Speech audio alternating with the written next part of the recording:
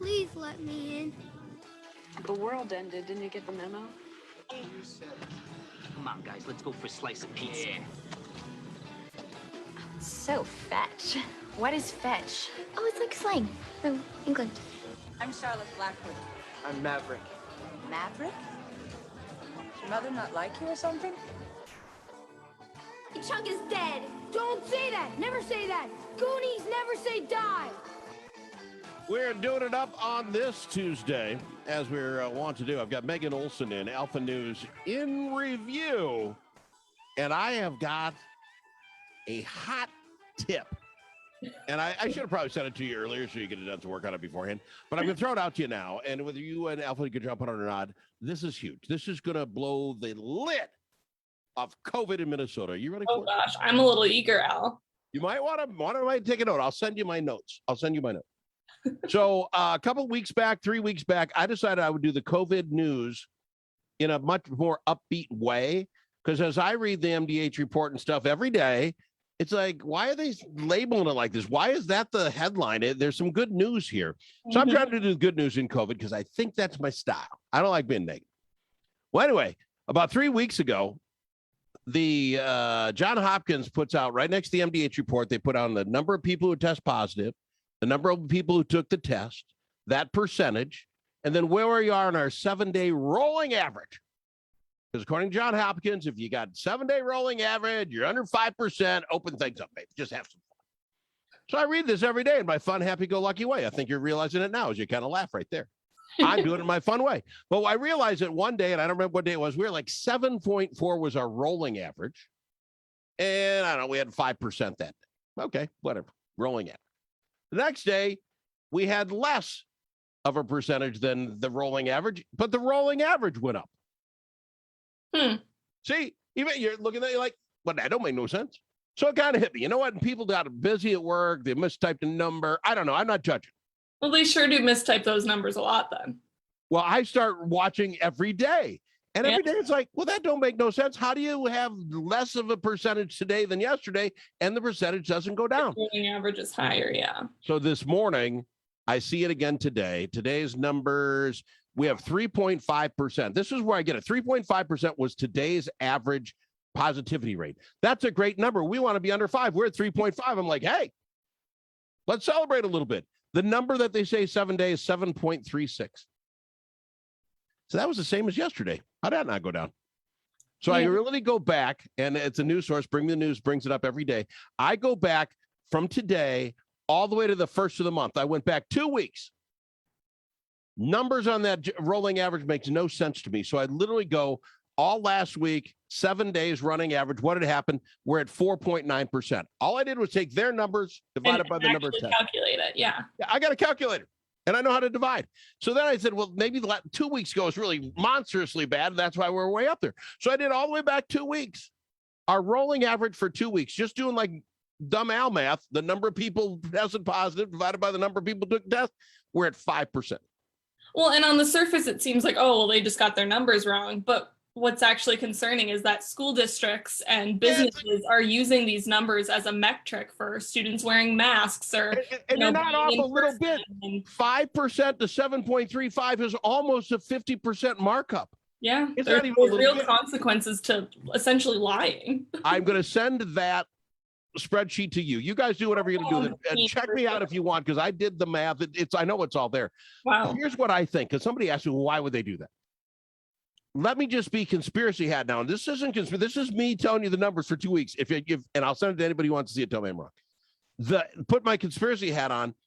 There seems to be a lot of these breakthrough cases, right? They only report those once a week because it's really hard to keep track. And they're calling them breakthrough cases, but really it's just you're getting COVID and you're vaccinated. They never once advertise that the vaccine prevents you from getting COVID. Well, let's do this. So why are we differentiating the vaccinated people's cases from the non? That's my point. This is where I think this is good. So all of a sudden you have a 50% cut in the actual number of people getting sick. That makes that weighted number, the people that we know got it that were vaccinated, is a much higher percentage of the smaller number. They don't want to throw out that, 50% of the people getting sick happen to be vaccinated. There's a number there, and that's what I think that's what it is. Now, I've threw out my conspiracy theory. Maybe that's wrong, but I'm telling you, I'm not wrong when it comes to the numbers. I'm going to send that to you, and you guys in Alpha can. Oh, absolutely. And it's sad because that might seem like a conspiracy theory, but what isn't a conspiracy theory is that there's now a federal vaccine mandate that came out last week. And that is just top of the news cycle this last week. It's going to be harming a lot of Minnesota businesses. We were just listening to our governor and all these other people. We're not going to force a mask mandate. We're going to follow. They don't enforce a mask. Everybody get the shot. The White House press secretary, Jen Psaki, said on July 23rd that is not the federal government's position to enforce vaccine mandates. That is not for the federal government to decide. Now here we are. What is it? September 14th, 13th? 14th. Oh, well, actually, you all have to get the jab. And this includes members of the military, too. So I have family who are serving our country and are now debating whether or not to. Well, Megan Olson, I don't want to put you on the spot like you're a vaccine expert.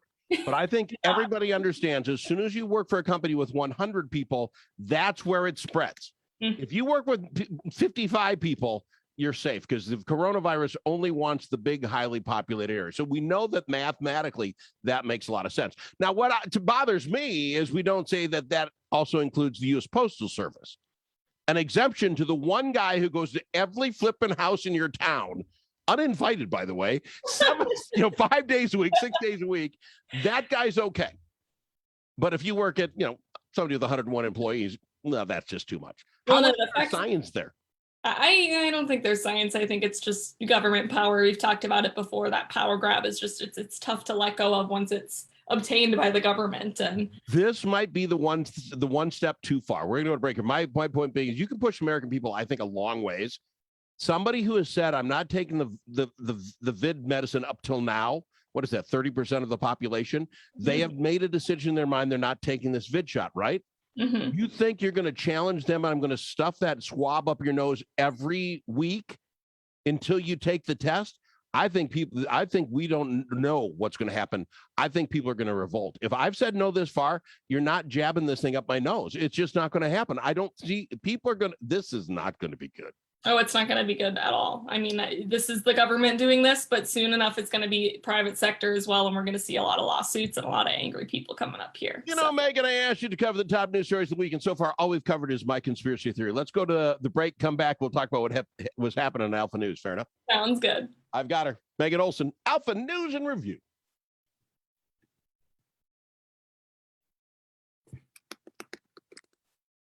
I'm going to send you those numbers right away. Yeah, for sure. Definitely will look into that. That's weird.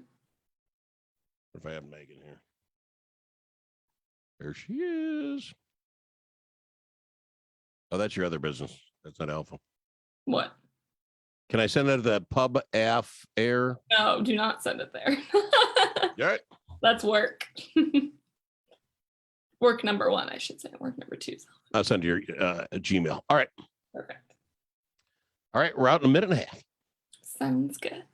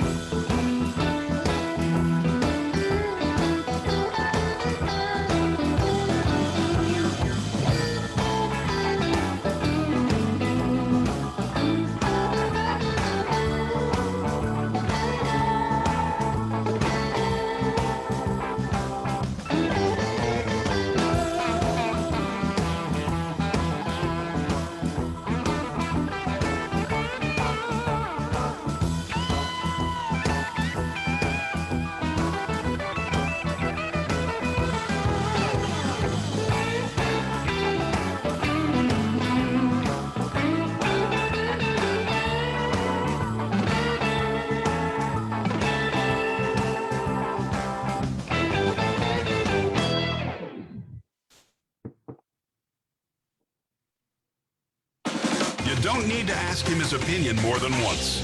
Al in the afternoon. We've got our Megan Olson, Alpha News in review. Big story of the week. What do you think the big one was, Megan? The biggest one that we're kind of seeing is it's big in our side of things here at Alpha News, but it might not be big in the mainstream media because this is not something we've seen a lot of reports on. And it's that ICE is now considering Hennepin County Sheriff Office to be non-compliant. The Hennepin County Sheriff has decided that their jail is going to stop honoring immigration detainer warrants. They're going to be removing the ICE office from the jail, and they're not going to be alerting ICE agents when illegals are released from custody. So this is a pretty big deal, essentially severing the relationship with the federally mandated. Do they give a reason why? It's kind of like the Ramsey County attorney guy saying, you know what? You pick him up for a traffic ticket. So he's got a little cocaine. What do we care? Not a biggie deal. How is it we're just not taking people if we know they've got a warrant for whatever reason? This was something that was pushed by a number of groups, the Coalition of Asian American Leaders, Black Immigrant Collective, the Immigration Law Center of Minnesota. Essentially, they just don't like ICE, it seems like, and they just don't want these people to be held accountable for their crimes, which is illegally entering the country. And so what do you think you get when you do that? What do you get from that? If you don't kick people out of here illegally, then they would stay here illegally, I presume. If you don't take drugs off the street when you pull them over for a car, what do you think you're going to get in Minneapolis and St. Paul if this is how we're going to handle little crimes? Like I think it's just this idea that being an illegal immigrant is an attack on a person's character. Like, you're calling this individual illegal, and a person cannot inherently be illegal, so they deserve more just treatment than, someone who sells 1 million pounds of cocaine or murders someone. But I don't really see how that argument stands up, but I think that is the idea here, is that by calling people illegal, you're essentially delegitimizing their being. I understand. We don't walk around yelling jaywalker to people we saw crossing the street funny. We don't. I get that.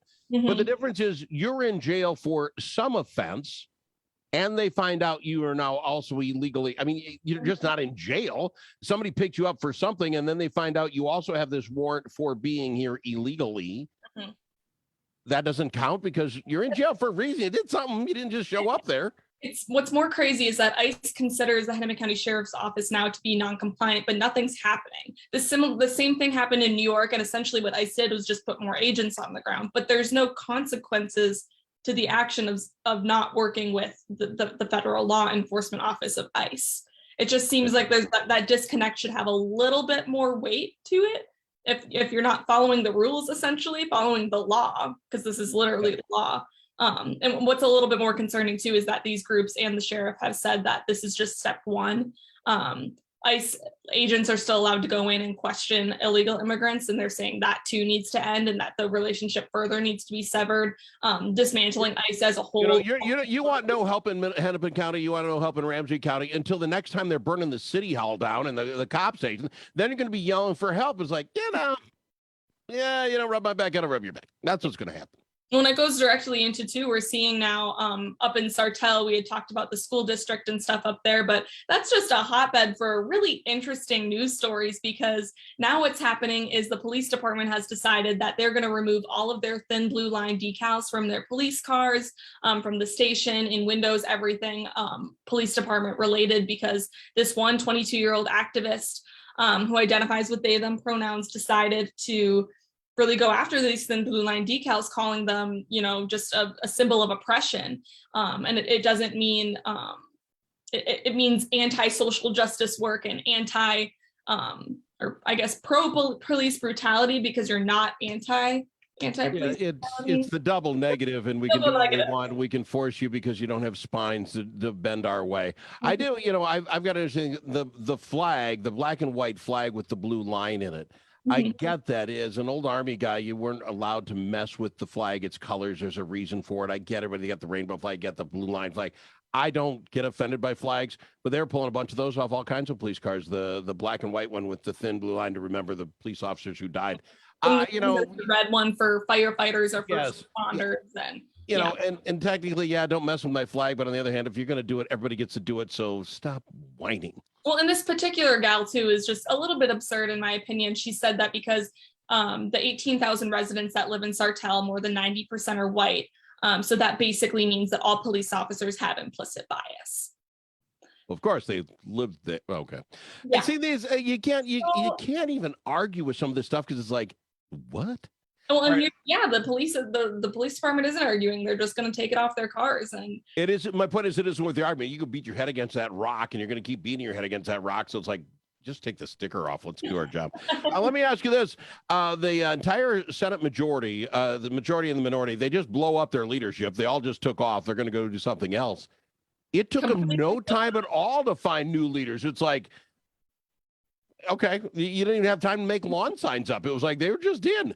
As a complete nerd for the Minnesota legislature, I will say I am not surprised by either one of these picks. We saw Melissa Franzen. She's in the DFL. She's leading their caucus now. We saw her in the news about a month ago with the sexual assault claim that came forward in the DFL the DFL Senate caucus, basically standing up to Susan Kent, saying the way she handled it was poor. And if she were leader, she would prosecute it more fully and have different procedures in place. So I'm not surprised to be seeing her in this position. Jeremy Miller, I think, is especially exciting. He's young. He was the youngest Senate president as well, elected in 2010 from Winona. And I think he's going to be a really strong pick for Senate Republicans here in Minnesota. I've had them both on my show. I am small crush on Franzen. I actually, all truth and evidence, I mean, I had her on the program. I really like her. We would probably agree on 5 things out of 100. But on the other hand, she's very polite, very nice. And I actually offered her a spot to do a regular bit on this program if she could work it out. She'll never be able to do it now. Because I liked her that much. She is a feisty but nice young lady. Secret, I was hoping for friends, local guy. Oh, yeah, he's a close friend of yours. Oh, we're tight. We go way back. So anyway, I think that was not necessarily a bad pick for them. Mm-hmm. I would never want that job. The Miller thing, I had him on my Between Line show one time. Seemed nice enough, but I don't have any kind of real. No one really does. He kind of came out of the framework. He doesn't do a lot of press conferences. He's a behind the scenes guy. And I think that'll work to the Republicans' advantage when it comes to, making budget deals in the future, especially with having Franzen on the DFL side. Were you not surprised that Bach didn't get it? Come on. The dude was literally in the DFL a year and a half. He ran the DFL a year and a half, and here he is. They're making stories up that he might be becoming a Republican just so we can get the Republican. I think. What I think is really fun, though, is that now the Senate House Caucus and the Senate, or the Minnesota House Caucus and the Minnesota Senate Caucus are both led the DFL by Melissas. So we have like a Melissa slate. Now we just have to get someone named Jeremy. I don't think there's a representative on the GOP side named Jeremy, but we got to get them on board to this too. Sorry, all right, that is a small thing. Okay, yes, you were the first one to tie that together with Alpha News. Okay, fair enough. You might want to do my numbers thing and see about that because I think it's bigger than the Melissa name tag. Your name is Jeremy. Please run for Minnesota House. Yeah, please. We need you to fill that ticket out. I thank you so very much for doing the program. We're all out of time. I sucked up a lot of your time with my conspiracy theory, but I appreciate you being there and playing along with me. Oh, all good. Thanks, Al. All right, Megan Olson, Alpha News Review on Al in the Afternoon.